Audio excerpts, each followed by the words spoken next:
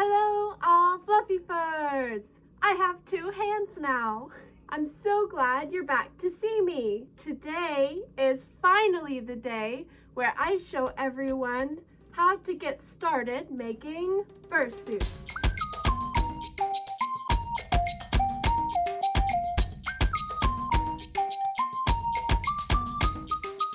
You've seen one of these cool costumes and you've decided you want one. Not just want one, but you want to make one. These are really cool and super fun, but they're also expensive and not everyone can afford to commission a fursuit. Whether you're a young fur, you're looking to start a future career, or you're just looking to save some money, making fursuits is a great hobby and it's a fun process. It's really fun to watch your progress grow too. So today I am going to go through a list of materials that you will need to start making fursuits, where to look for tutorials, and materials. Here are the things you need to start your craft in fursuit making. You will need a pair of scissors, an X-Acto knife, and breakaway blades. Now, I know these are meant to be used one at a time, but I like to slide it all the way out, and it works as a really great carving knife when you're working with your foam. A cutting mat, which is optional, but please be careful where you're cutting, don't hurt yourself, and don't cut up anyone's furniture. Hot glue gun, markers or fabric pencils, a needle, some heavy-duty thread, a sewing machine, which is optional as well if you just want to hand sew, alligator clips. I really like these a lot. I know that some people like to use pins and their special sewing clips, but these work really well when you're working with heavy-duty materials like faux fur. I highly recommend getting these little office clips. Duct tape, 1-inch thick carving foam, faux fur, fleece, or minky, or pleather, depending on what project you're doing and your own preferences. Buckram or plastic mesh for the eyes. So if you're just starting, you can use these things called foamies. It's little sheets of foam and it works really well when you're learning how to make the eyes, but they don't last very long.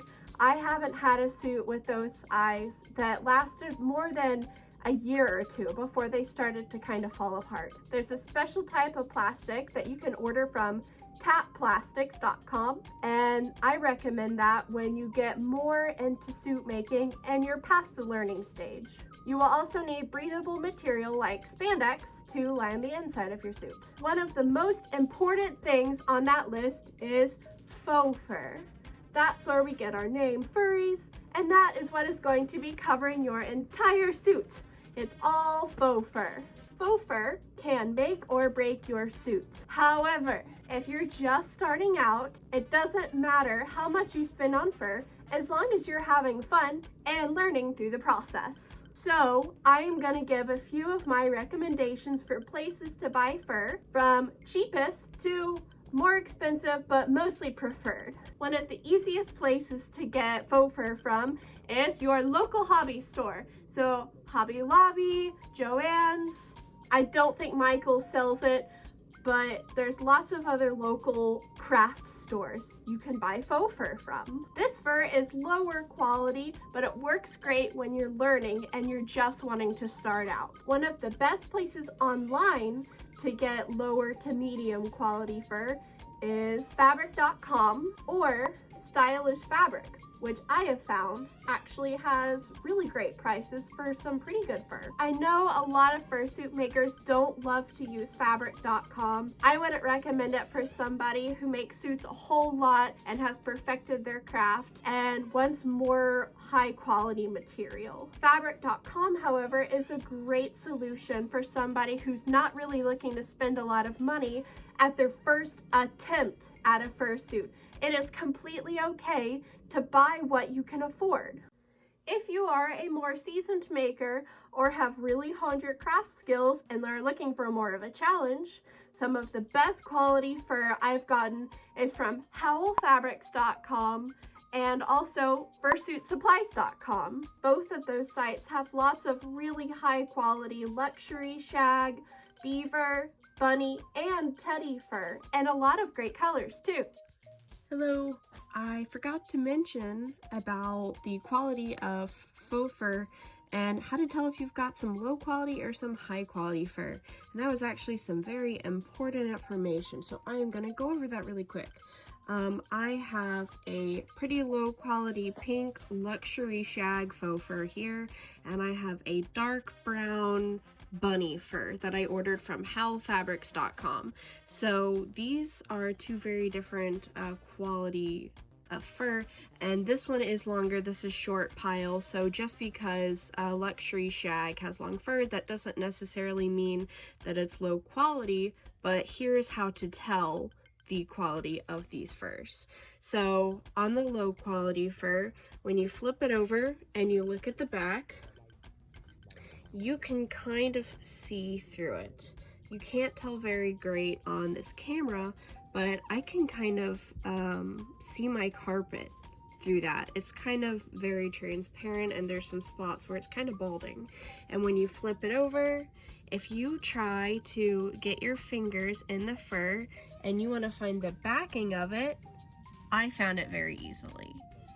That is not good. I don't want to see all that balding.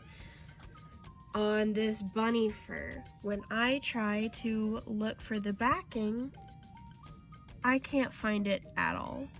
That's incredible. Most luxury shag furs you can at least see the backing on, but that's not the case in this one because it is just so high quality, and the back is woven very tightly. So sorry about that extra little add-on there. I didn't mean to forget about that, but that's important. So know the quality of your fur when you're buying it. Always ask for samples. I have tons of other places I buy from depending on the type of fur or a specific color that a character uses. I'm not going to go through all of those for the sake of this being a starting out video, but if you would like to know or you have any specific questions about fursuit making or just faux fur, be sure to leave it for me in the comments. I do not have any tutorials out yet, and I don't intend to make this one so much about how to make fursuits, but rather what to do to get started. Until then, I'll let you know a couple of tutorials that really helped me when I was first starting out. I really enjoy all of Elk Dragon's videos. Elk Dragon has been making suits for many years, and they have some wonderful tutorials to help.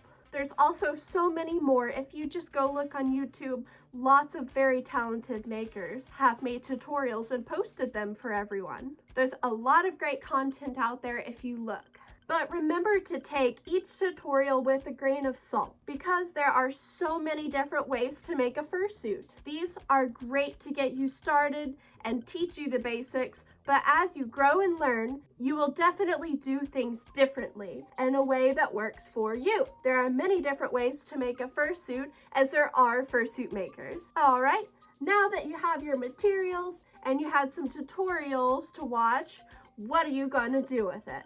You can make it into a career, or you can just use this knowledge to make fursuits for yourself. Like every other aspect of this fandom, copying and theft is still very real. You are allowed to be inspired by other suit maker styles, but inspiration is very different from theft. Be sure you're not taking too much from another maker. They've worked hard to perfect their skills and make a really awesome style that works for them.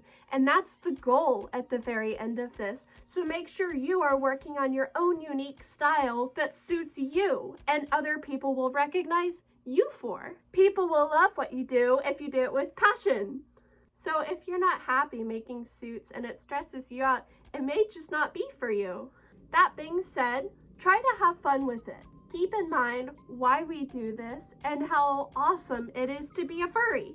Keep trying because no one is perfect at their very first attempt at something, and you can get better. I showed my first ever fursuit in my video about my journey through the fandom, and you can check it out right here. I'm really excited to make a video about every single fursuit I've ever made since 2016, and I can't wait to see how I've improved over the years. So keep an eye out for that video in the future. Now you have all your materials, some tutorials, and a goal in mind. All that's left to do is the work. That can be one of the hardest parts, is to make yourself go work in the studio. But I find it helps me to set myself a schedule. Set aside an hour or two, 2 to 3 days out of every week, and try to work in the studio. That's all that I have for this video. If you like what I do, please don't forget to subscribe and leave me a comment below to let me know what you thought. Or you can send me an email at tropicmall@gmail.com, or follow me on Instagram at tropicmall, and turn on notifications so you can keep up with each new video I drop. I have a lot of really exciting stuff coming up, so make sure you're in the loop. I'll see everyone again next week. Don't forget to spread kindness and smile often. Bye!